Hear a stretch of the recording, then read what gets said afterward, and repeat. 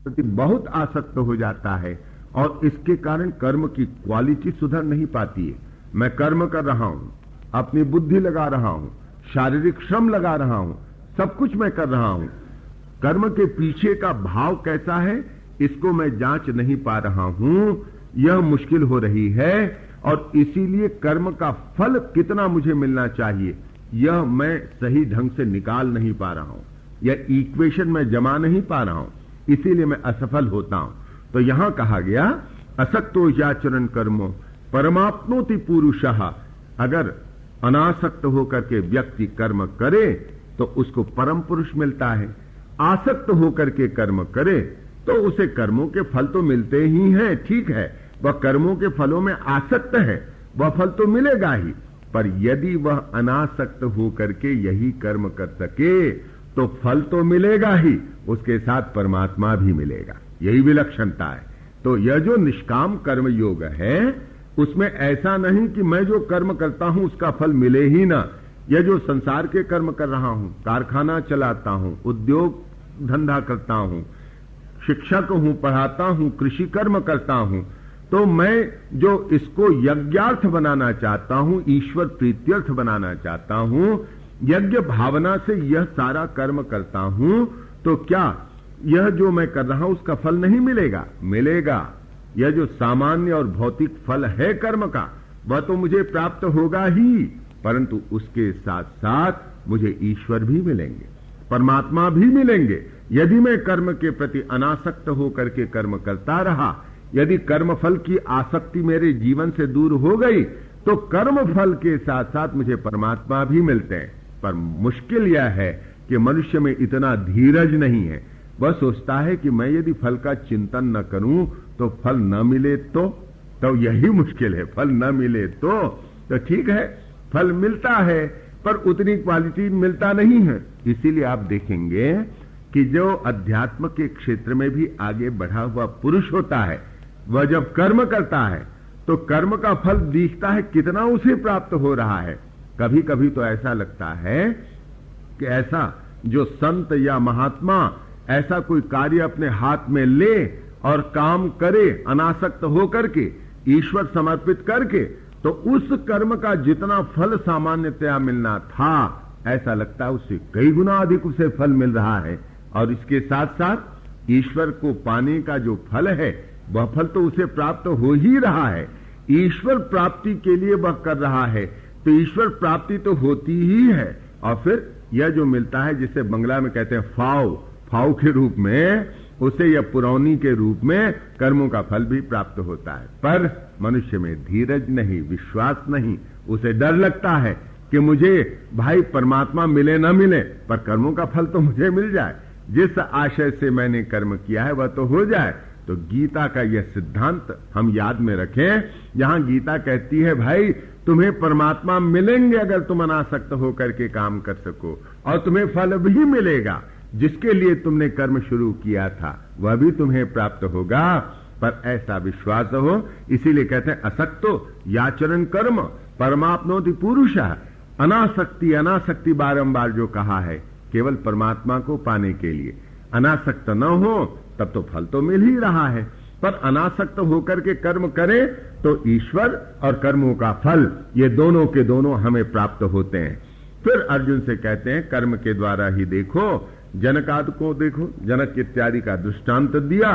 इन लोगों ने जो संसिद्धि पाई, जो परम सिद्धि को प्राप्त किया, कर्म के माध्यम से ही किया। अर्जुन लोक संग्रह में वापी संपश्यन कर तुम अर्हसी, देख लोक संग्रह को भी यदि तू देखे तो भी कर्म करना उचित है। ठीक है, तू ज्ञानी बन गया, ज्ञानी बन गया तो ज्ञानी को क्या करना चाहिए? कर्म करना चाहिए। कर्म करना क्यों चाहिए? उसको तो आवश्यक है नहीं, इसलिए करना चाहिए कि ज्ञानी कर्म करेगा तो उसको देख करके दूसरे लोग भी कर्म करेंगे। यदि ज्ञानी बन गया और ज्ञानी ने कर्म छोड़ दिया तो उसके पीछे जितने भक्त हैं, जो चेले चपाटे आते हैं, वे कहेंगे हमारे गुरुजी कर्म नहीं करते हैं तो हम क्यों कर्म करेंगे। तो इस प्रकार से तू उन लोगों की हानि करेगा। इसलिए लोक संग्रह, यह लोक संग्रह का बड़ा अद्भुत सिद्धांत है। जैसे अब एक बच्चा है, अब बच्चा चलना सीख रहा है, तो बच्चा जब चलना सीखता है तो हम क्या करते हैं, 3 पैर की गाड़ी ला देते हैं और फिर क्या करते हैं, बूढ़े दादा या बूढ़ी दादी उस 3 पैर की गाड़ी को लेकर के मुन्ने से कहते, देख मुन्ना ऐसा तू चल, झुक करके स्वयं दादी चल के दिखाती है, दादाजी दिखाते हैं और बच्चा भी धीरे धीरे चलता है। तो यह जो दिखा रहे हैं, कोई देख करके हंसता है क्या, अरे ये बूढ़ा कैसे बच्चों के समान कर रहा है, नहीं। सभी जानते हैं कि बच्चों को सिखाने के लिए दादा दादी ऐसे 3 पैर की गाड़ी को लेकर के चल रहे हैं, वे हंसते नहीं हैं बल्कि साधुवाद देते हैं, देखो तो ये अपनी नाती को सिखाने के लिए कैसा कर रहे हैं। तो इसको कहते हैं लोक संग्रह को देख करके कर्म करना अपने लिए आवश्यक नहीं है, पर दूसरों को सिखाने के लिए कर्म करना चाहिए। अगर हम कर्म न करें तो भगवान यह कहेंगे, कहते हैं कि देखो अर्जुन, यद्यदाचरति श्रेष्ठः तत्तदेव इतरो जनः, श्रेष्ठ जन जैसा आचरण करते हैं वही प्रमाण बन जाता है और देखने वाले लोग उसी प्रकार फिर आचरण करने लगते हैं। तो बड़े को बहुत सावधान होकर के कर्म करना चाहिए, यह गीता की सीख है। आज तो बड़े लोग ही कर्म कहां करते हैं, नीचे के लोगों से अपेक्षा करते हैं कि हम सब अच्छे रहें, ईमानदार रहें और हम सब कर्म करें। और जब नीचे का व्यक्ति ऊपर देखता है समाज में, देश के क्षेत्र में, उसे भारी निराशा होती है। वह सीखेगा कहां से, ऊपर से ही परकुलेशन नीचे आता है। इसलिए कहीं आदर्श बिठाना है, वह आदर्श ऊपर हो, ऊपर से आदर्श नीचे की तरफ आता है। तो वही कहा कि जो व्यक्ति होते हैं आदर्श स्थापित करने के लिए, वे ऊपर के व्यक्ति आदर्श स्थापित करें तो उससे समाज में आदर्श बनता है।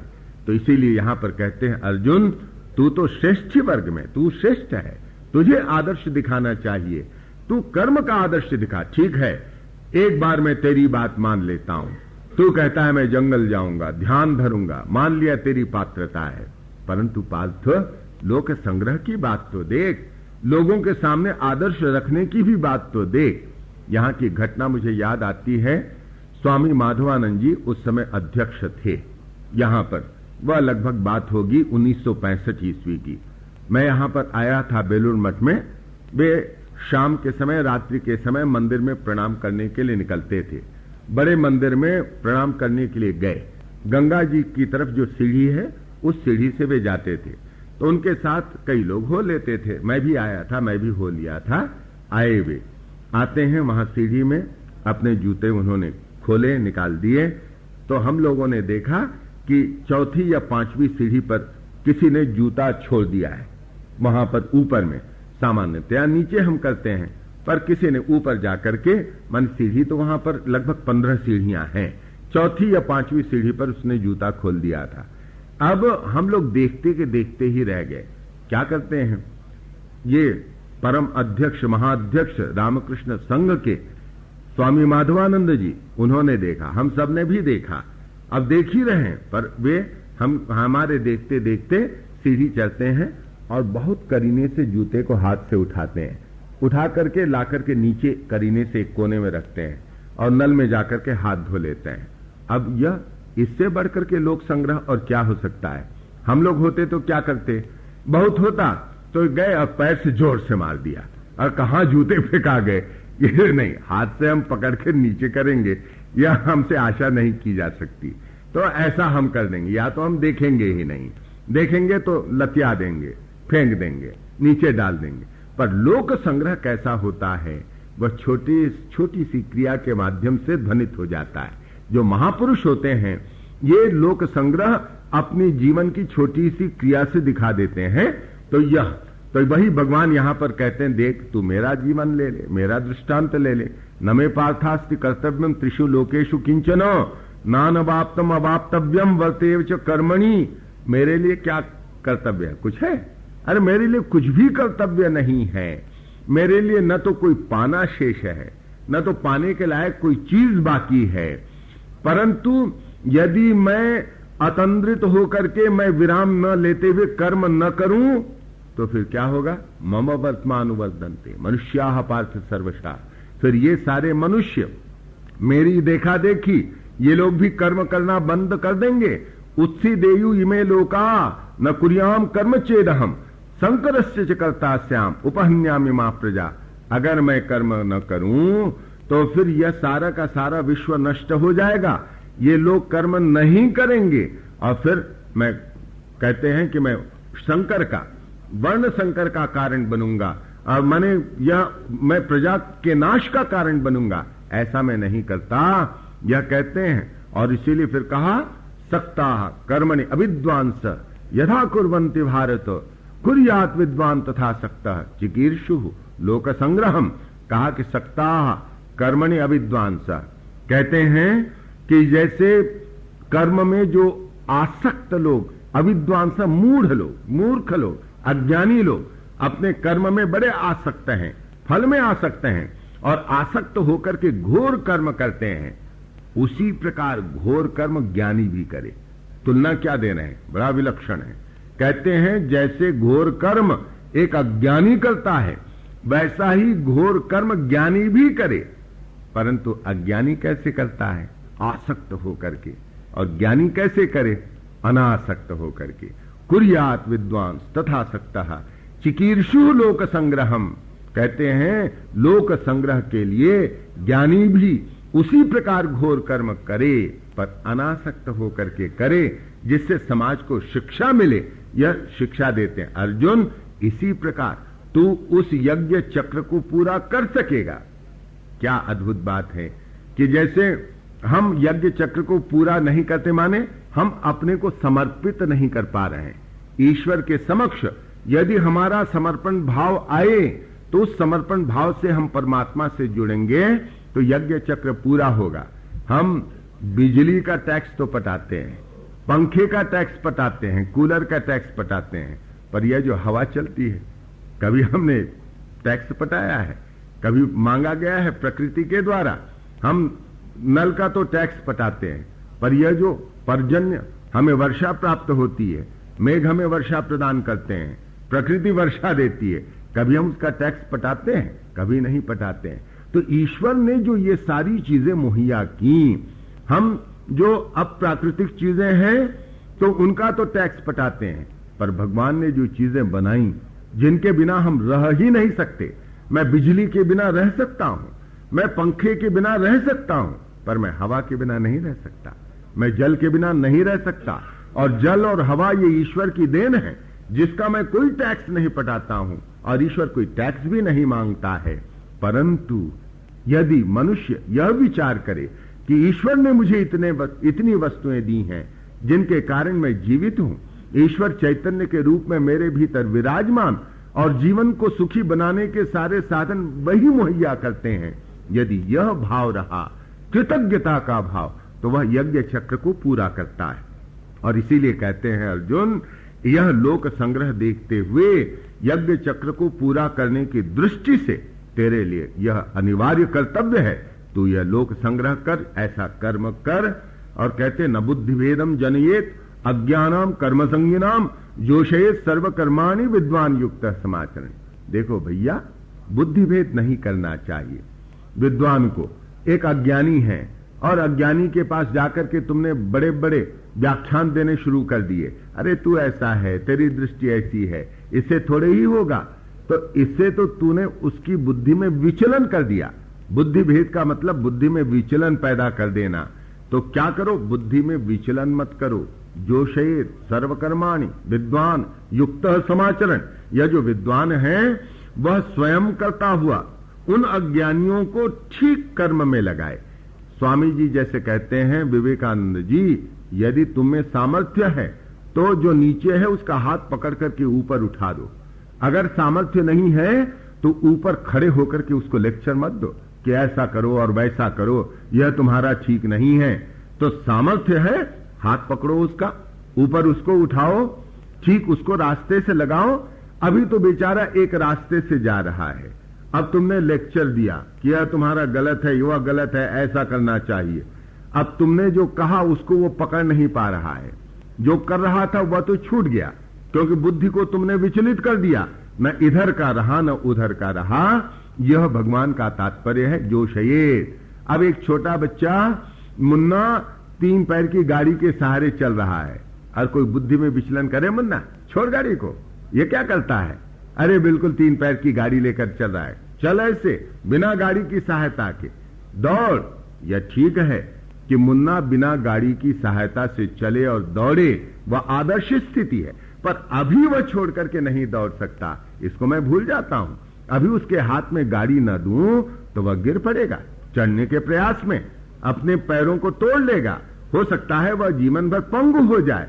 तो अभी जो साधन उसके पास उपलब्ध है चलने का, उसको मैं छीन ले रहा हूं और चलने का दूसरा साधन नहीं दे रहा हूं। तो ऐसा बुद्धि भेद, बुद्धि में विचलन नहीं करना चाहिए, यह यहां पर यह कहा गया है ये इसमें। और फिर आगे के 2 श्लोकों में कहते हैं, प्रकृतेः क्रियमाणानि गुणैः कर्माणि सर्वशः अहंकार विमूढ़ात्मा कर्ताहम इति मन्यते। देखो, अहंकारी क्या मानता है? ठीक है, प्रकृति के जो गुण हैं वे गुणों में बरत रहे हैं, यह प्रकृति तो कार्य कराती है, अहंकारी कहता है मैं कर रहा हूं। और ज्ञानी क्या कहता है? जो तत्वविद है, तत्वविद तो महाबाहो गुण कर्म विभागयो हो गुणा गुणेषु वर्तन्ते इति मत्वान सज्जते प्रकृतिर गुण सम्मूढ़ाः सज्जन्ते गुण कर्मसु तान अकृष्ण विदो मंदान कृष्ण वित्न विचाले। जो ज्ञानी है वह मानता है कि गुण ही गुणों में बरत रहे हैं, जो अज्ञानी है वह मानता है, वह ऐसा मानता है कि मैं ही कर रहा हूं। तो ये जो मैं ही कर रहा हूं उसको समझाने का एक तरीका है अर्जुन, एकदम से तो उसकी बुद्धि को विचलित मत कर। प्रश्न उठता है तब फिर जो ऐसा व्यक्ति है जो गलत रास्ते से जा रहा है, उसको क्या हम समझाने की चेष्टा न करें, उसको ज्ञान न दें? और यदि हम उसको ज्ञान देंगे तो आप कहेंगे कि तुम तो उसकी बुद्धि को विचलित कर रहे हो। तो जो अज्ञानी है उसको क्या हम अज्ञानी ही बने रहने दें? जो गलत रास्ते से जा रहा है उसको उसी रास्ते से जाने दें? आपका क्या मतलब है? भगवान कहते हैं मेरा मतलब यह है कि गलत रास्ते से जा रहा है तो उसको तुम हाथ पकड़ करके दिखा दो ना कि यह रास्ता ठीक नहीं है, इस रास्ते से आओ। और ठीक है, तुमने समझा दिया कि वह गलत रास्ते से जा रहा है और सही रास्ता यह है, तुम यह भी चेष्टा करो जिससे वह सही रास्ते पर आ सके। तुम अपना हाथ बढ़ाओ और केवल तुम प्रवचन करोगे, लेक्चर दोगे, केवल वह जो चल रहा है उसमें दोष ही देखोगे, तब तो इससे काम नहीं बनेगा अर्जुन। काम उससे बनेगा कि वह नहीं कर पा रहा है, ठीक नहीं रास्ते पर जा रहा है, आओ पकड़ो, ठीक रास्ते से लगा दो, यह कहा। और उस प्रश्न का उत्तर दिया जो अंतिम श्लोक आज हम लेते हैं। और कल आखिरी दिन है इस गीता प्रवचन का, तो कल हम लोग बाकी श्लोकों को ले लेंगे। आज का आखिरी श्लोक, मयि सर्वाणि कर्माणि सन्न्यस्य अध्यात्म चेतसा निराशी ही निर्ममो भूत्वा युद्धस्व विगत ज्वरा। अर्जुन ने पूछा था आप निश्चित करके बताइए, आप तो बुद्धि मोह शिव में तदेकम वद निश्चित्य ये न श्रेयो अहम आप्नुयाम। आप बताइए महाराज, निश्चित करके बताइए, आप मिली जुली बातें मत करिए, उससे मेरी बुद्धि भ्रमित होती है, निश्चित पथ बता दीजिए, मैं क्या करूं? कहते हैं भगवान कहते हैं अर्जुन से तू यह कर। 30वें श्लोक में निर्देश देते हैं, मयि सर्वाणि कर्माणि सन्न्यस्य अध्यात्म चेतसा निराशी ही निर्ममो भूत्वा युद्धस्व विगत ज्वरा। तू युद्ध कर। पहले तो भगवान ने यही कहा, युद्ध कर माने अपना कर्तव्य कर्म कर। यह जीव को प्रबोधन, जीव जैसे प्रभु से प्रार्थना करते हुए पूछे प्रभु मेरे लिए क्या करणीय है। मैं जब पढ़ता हूं आपकी वाणी को गीता के माध्यम से, गीता आपका यह जो जिसे हम कहेंगे यह जो गीता है भगवान कृष्ण का वांग्मय रूप है, तो हम जो आपके वांग्मय रूप से उपदेश प्राप्त करते हैं प्रभु, उस उपदेश से बुद्धि भ्रमित हो जाती है, निश्चित करके बता दें। तो कहते हैं अर्जुन के माध्यम से मैंने तेरे लिए भी निश्चित करके उपदेश दे दिया, युद्धस्व, अपने कर्तव्य कर्म का पालन कर, जहां भी तू खड़ा है उस कर्म का पालन कर। कैसे पालन कर? मयि सर्वाणि कर्माणि सन्न्यस्य, पहला मुझ में सब कर्मों का संन्यास करते हुए, एक।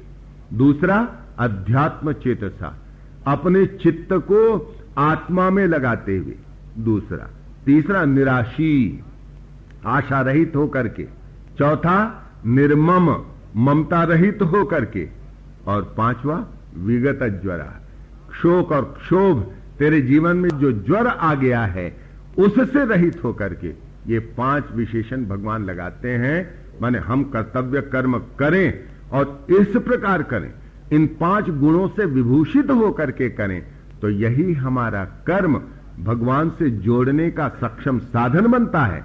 और यही वह गुमी हुई कड़ी है जिस कड़ी के मिल जाने से यह जीवात्मा परमात्मा के साथ युक्त हो जाता है। तो ये 5 गुण कौन से हैं?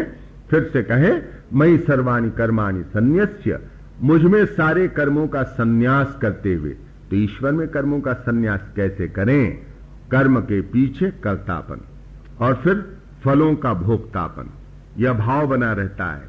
तो हमें चेष्टा करनी चाहिए कि कर्मों का कर्तापन और कर्म के फल का भोक्तापन प्रभु को हस्तांतरित करने की चेष्टा करें, क्योंकि वह तो प्रभु का ही है, मैंने अपने ऊपर आरोपित कर लिया है।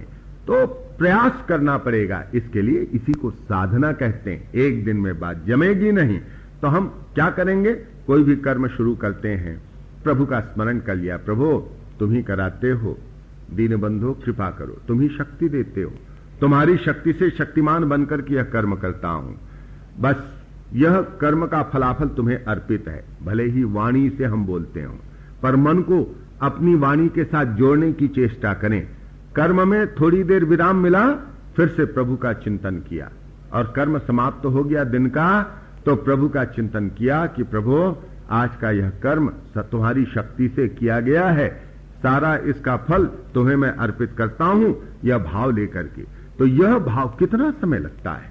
इसमें 1 मिनट का भी समय नहीं लगता एक बार प्रार्थना करने में। तो मन को बारंबार जब हम प्रभु में इस प्रकार निविष्ट करेंगे, कर्म के बीच जो ही अवकाश मिले प्रभु का चिंतन किया, उनकी कृपा का स्मरण किया, यह साधना का पक्ष। तो यह कर्मों का संन्यास प्रभु में, कर्तापन और भोक्तापन। अध्यात्म चेतसा कहते हैं अपने चित्त को आत्मा में लगाते हुए। हम बोल तो रहे हैं, हम कहते हैं प्रभु यह कर्म तुम्हें समर्पित है, मैं कर्तापन भोक्तापन सौंपता हूं, पर केवल बात मुंह से निकलती है, मन कहीं इधर उधर घूम रहा है।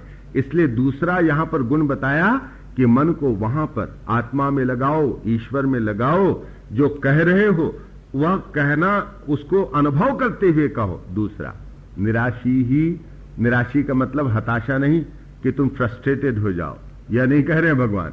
निराशी आशा रहित का मतलब, आशा माने किससे हमें जोड़ती है? भविष्य, भविष्य का ताना बाना। आशा माने हम भविष्य की ओर देखते हैं। और निर्मम कहते हैं ममता रहित। ममता कहां से आती है?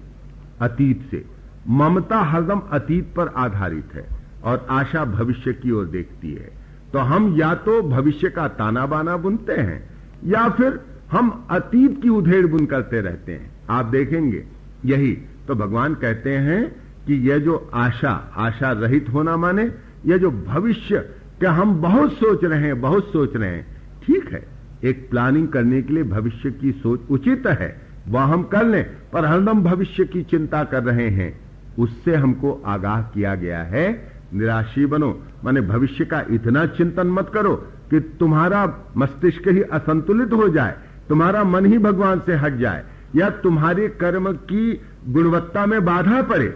और निर्मम, ममता से ही तो सारा का सारा यह जितना भी है वह ममता के कारण, ममता के कारण, ममता से आसक्ति होती है। हम अतीत में घुसते हैं तो अतीत के बल पर यह ममता चला करती है। और विगत ज्वरः, यह क्षोभ, और जिसे हम कहेंगे हमारे भीतर में क्षोभ उत्पन्न होता है, हमारे भीतर में रोष उत्पन्न होता है, तो रोष से भी कर्म की क्वालिटी खराब होती है। और क्षोभ होने से हमारे भीतर संताप पैदा होता है, हम उतना कर्म नहीं कर पाते हैं ठीक ढंग से। विगत ज्वरः, ज्वर न हो हमारे भीतर में, काम करने की हड़बड़ी ना हो। कई लोग बहुत हड़बड़िया होते हैं, काम करते हैं मन हड़बड़ी ही हड़बड़ी होती है। तो यहां कहा गया विगत ज्वर, शांत चित्त से। जो हड़बड़िया होते हैं ठीक ढंग से विचार भी नहीं कर पाते हैं। तो ये 5 गुण बताए और कहा इन 5 गुणों से युक्त होकर के तू कर्म कर, युद्धस्व, अपना कर्तव्य कर, मुझमें तू समस्त कर्मों का अर्पण कर, तेरा चित्त आत्मा में रहे या मुझमें लगा रहे, और तू इतना मानो आशा लेकर के दौड़ता मत रह। एक सुभाषित है जिसमें कहा है, आशा नाम मनुष्याणाम काचिद आश्चर्य श्रृंखला यया बद्धा प्रधावंती मुक्ताह तिष्ठन्ति पंगुवत। ये आशा नाम की एक बड़ी विचित्र श्रृंखला है। कैसे विचित्र क्यों है? अरे भाई, श्रृंखला से, बंधन से किसी को बांधो तो आदमी तो स्थिर हो जाता है, हिलडुल नहीं सकता क्योंकि बंधन में बंधा है। पर आशा बंधन ऐसा है कि इस आशा बंधन से जिसको बांधो वो भागने लगता है, इधर उधर भागता है। ऐसा विचित्र ये आशा बंधन है। तो निराशी बनो, आशा मानो इतना मानो भविष्य की उधेड़ बुन, माने उसमें मत लगो ताना बाना बुनने में, और अतीत की उधेड़ बुन से बचो, आसक्ति से बचो, क्षोभ से बचो, संताप से बचो और कर्म करो। ऐसा कर्म करो। अर्जुन को जो संदेश, वह हमारे लिए भी संदेश, और शेष हम लोग कल देखेंगे। आज यहीं पर अपनी वाणी को विराम देते हैं। हरिओम तत्सत। समागत देवियों और सज्जनों, श्रीमद् भगवत गीता के 3 अध्याय पर चिंतन चला हुआ है। आज उस चिंतन का समापन है। विगत 2 दिनों में हमने यह देखने का प्रयास किया कि भगवान कृष्ण इस अध्याय के माध्यम से हमारे लिए कौन सा संदेशा देते हैं। अर्जुन तो हमारा प्रतिनिधित्व करता है। हमारे भीतर